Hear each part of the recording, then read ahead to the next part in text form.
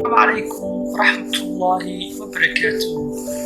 أصحابتكم حنا جنالكيغا أيوب كوستر كسو دوادا. maanta waxaan idin hayaa barnaamij aad u muhiim ah oo ku anfici doono anigaba kula hadlayo. barnaamijkan aad ayaan u isticmaalay maalmihii la soo dhaafay, weliba aad ayuu i anfacay. barnaamijka haddii aan tusaale kaga soo qaato, haddii arabto inaad isticmaasho YouTube iyo Facebook hal meel ama hal shaashad inaad ka isticmaasho, aniga waxaan isticmaalayaa internet. waxaana ku jira mid ka mid ah browserada ugu caansan ee dunida la isticmaalo oo loo yaqaano Opera. tusaale ahaan hadda waxaan raadiyaa YouTube www.youtube.com.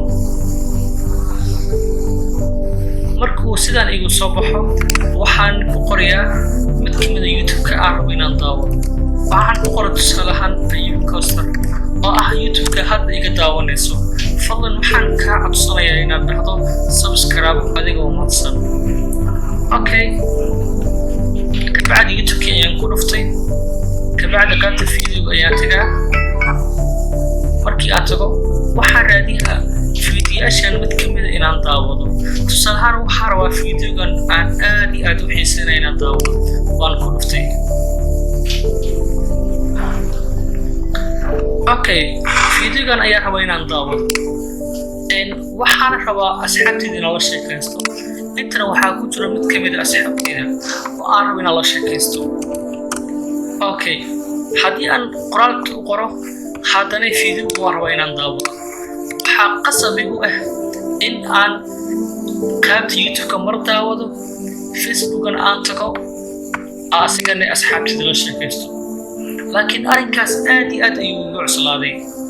waxaan rabaa baahidaas inaan ka xaqabto. fiidiyoga muhiimadda uu leeyahay waa sida tan. okay, barnaamijka ayaan hadda gudagalaynaa. hadda fiidiyoga ayaan tegayaa. markii aan sida tan u tago, kabacdi waxaan rabaa in calaamadan ee meesha ku qoranta ayaan klik ku siinaa. markii aan klik ku siiyo, fiidiyoga ayaa halkaan iga soo baxay waad ujeedaa. kabacdi waxaan tegayaa meesha asxaabteyda aan Facebook la sheekaysanayo. markii aan tago, aan u qoro asxaabteyda la sheekaysto, waad ujeedaa asxaabteyda waa la sheekaysan karaa. fiidiyogana waa daaranaa waad ujeedaa. aniga oo fiidiyoga daawanayo ayaa haddana waxaan u qorayaa asxaabteyda aan la sheekaysanaya. mid kasta waa la sheekaysan karaa. marka fiidiyoga intaas ayuu ka anfacayaa.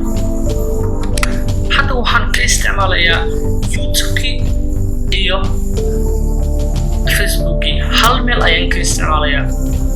faa'iidada ay leedahay waa sida tan. fadlan channelka subscribe leh. وعليكم السلام ورحمة الله وبركاته.